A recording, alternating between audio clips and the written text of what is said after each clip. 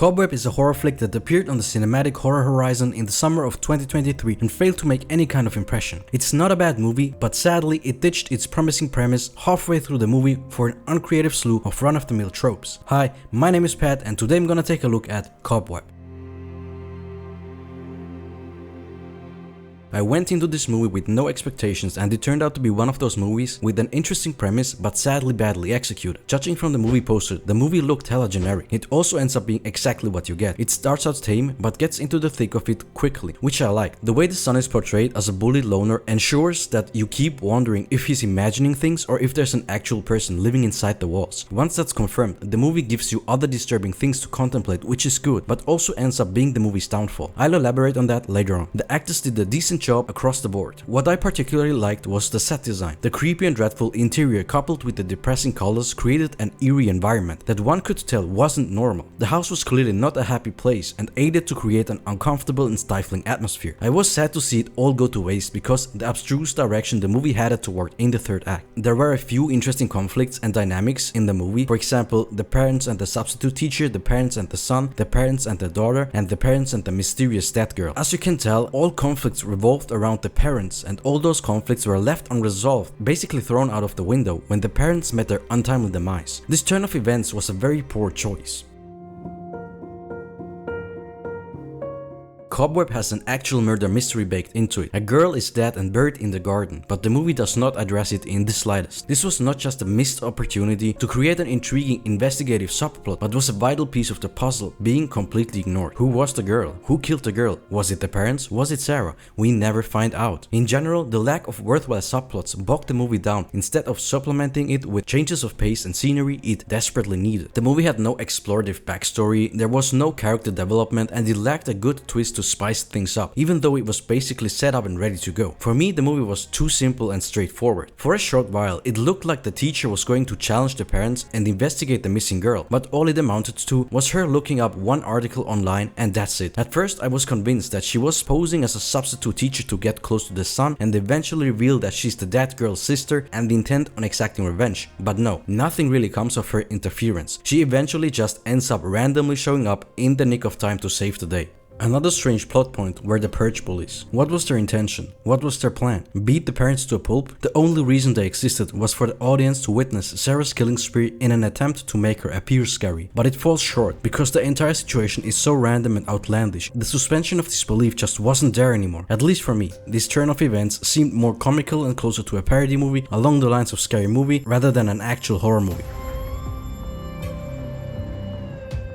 The movie itself was okay for the most part. It really derailed at the end though, with the proper introduction of his sister, the satanic spider Sadako. Up to that point, the parents were portrayed as the villains, but since they had been taken care of, Sarah replaced them. I didn't have an issue with that, but rather her turning out to be an uncreative amalgamation of horror tropes. I firmly believe that a more grounded approach, like Sarah suffering from a mental illness and violent tendencies coupled with her parents' inability to deal with her antics or suffering from latent mental illnesses themselves, would have been a more believable setup and the way to go. Similar to Lena from the movie Orphan. I particularly mention Orphan because the movies share some parallels, and interestingly, sometimes one did something better while the other did something else better. Orphan has its fair share of problems, mainly its slow pace as well as the fact that we always see Esther do bad things. The whole "the mom is crazy" angle doesn't have an impact because we know she's not. It's all Esther's doing. Therefore, the mystery of is the mom unhinged and Esther normal or vice versa was never there to begin with. Cobweb on the other hand does it better. While the parents' behavior is unsettling at times, they also act concerned, caring, and normal. It's never outright clear who the odd one is, the son or the parents. What the parents did to Sarah is of course terrible, but debatable. An argument could be made that they were just trying to protect their daughter, especially if Sarah was the one who killed the girl, and they tried to protect her from the law in their own demented way by covering up the crime and imprisoning Sarah in the wall where they could keep an eye on her. But then again, the movie abandons that girl plot point, so we disappointingly get no closure. Instead, we get this really weird off-screen murder compilation of unimportant extras. Yay, I guess. And while we're at it, the nightmare scene felt wildly out of place. It worked in Orphan because it happens at the beginning of the movie and sets the tone. Furthermore, it has an actual good reason to justify its existence. The mother miscarried and the stress of the miscarriage manifests itself as nightmares, so I'm good with that. In Cobweb, the nightmare comes out of the blue and only happens once. It was done for pacing reasons, but because it was so random, it doesn't fit well into the movie. In Orphan, the mother's investigation added another layer of mystery and was well woven into the movie to raise suspense, whereas Cobweb abandoned its shallow mystery halfway through the movie.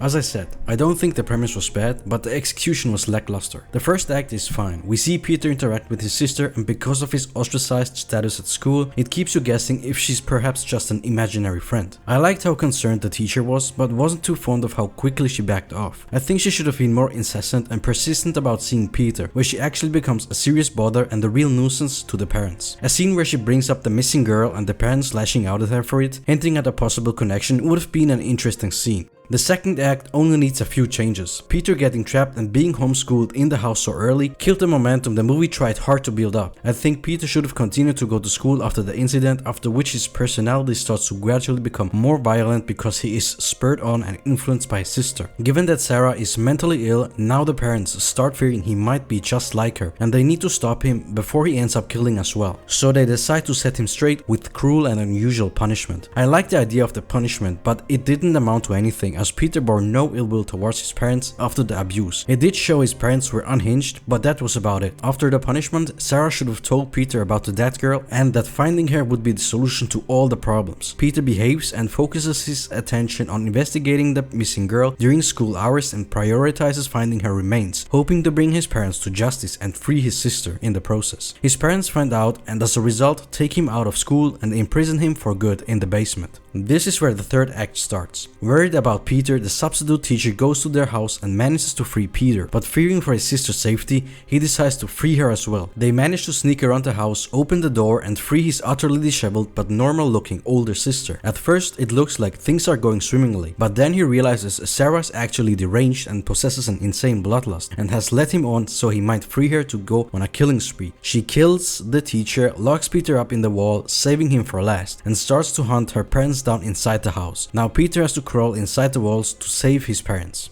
I realized that a small house like theirs doesn't really accommodate for an ending like that, but that's an easy fix. Just change the location to a big old mansion and you're good to go. You can still have the perceived dead teacher come in, get revenge and save the day at the end. The one thing I'd definitely omit from the story would be the juveniles attempting to go full purge on the parents. It was completely beside the story. Anyway, these would be my major changes. A grounded approach in the form of mental illness and adding an interesting investigation into the dead girl, adding a few more twists and turns to the story without having to rely on something completely different at the end.